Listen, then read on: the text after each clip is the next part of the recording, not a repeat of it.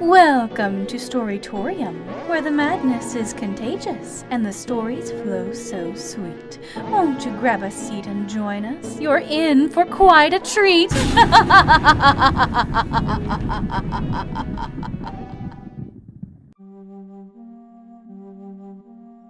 In a cellar apartment across from the king lived two old, ugly sisters on whom everything of their youth, of their long-ago flourishing spring, was dried up and rotten and unraveling.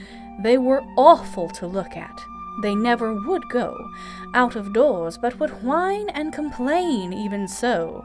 Now a smell had made them faint, they would have the king know, or a petal had bruised them, or dust broke a toe. Ah, those must be two delicate creatures indeed, thought the king. I will woo them until they accede to an audience. Come out, dears, he started to plead. And the more they refused, the more ardent his need. The sisters were flattered, their suitor was grand. We'll show you the finger of one little hand, but just through the keyhole you must understand. It shall be as you say, I am at your command. The sisters were frantic. They worked for a week, putting grease on their fingers until they were sleek. When the king saw one pinky, he started to shriek, "Oh, I must clasp the rest of this gorgeous physique." Though he begged, he was the king, and could seize them by right. So the eldest agreed, "But, sir, only at night. No candles, no lanterns, nor such kind of light. For if anyone saw me, I'd perish with fright." One night it was dark, and the moon did not shine. Her loose, sagging skin was tied back with twine. Having shored up her courage with tankards of wine, she flopped on his bed and lay there supine. The king could not smell her. Her odor was bad, but he'd smeared on himself all the perfume he had. It was when they embraced and he felt the skin pad, he discovered the ruse, and he nearly went mad. "She's not young, she's disgusting," he said with a shout. He opened the window and threw the hag out. The fall would have killed her without any doubt, but her skin snagged on a branch, and she hung twisted about. Some fairies were passing, their mouths open wide. The sight so amused them, they laughed till they cried. Then on an impulse they laid on her spells to provide her with youth, luck, and loveliness, fair as a bride.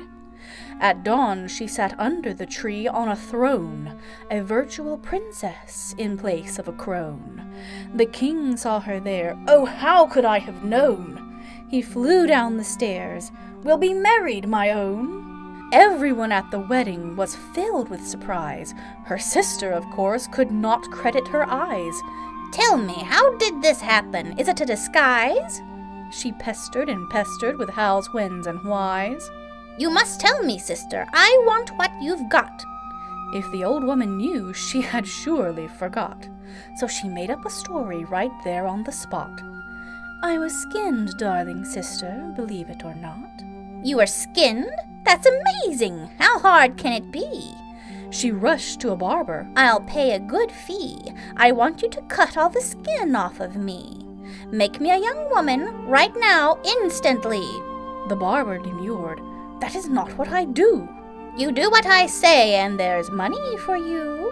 "But, madam, that's foolish, and quite painful, too." "I tell you, start cutting. Don't stop till you're through. My sister has married a king, so will I. She told me the reason. Her new skin is why." "No, madam." "Yes, barber." "But, madam, you'll die," he argued, then picked up his knife with a sigh. Too bad that our story must end gruesomely. It was envy that killed her, the barber, not he. She wanted a cure which, alas, could not be. Lord, save all old women from such vanity. Thank you for joining us today, and we do hope you enjoyed your treatment. We'll see you next time at Storytorium.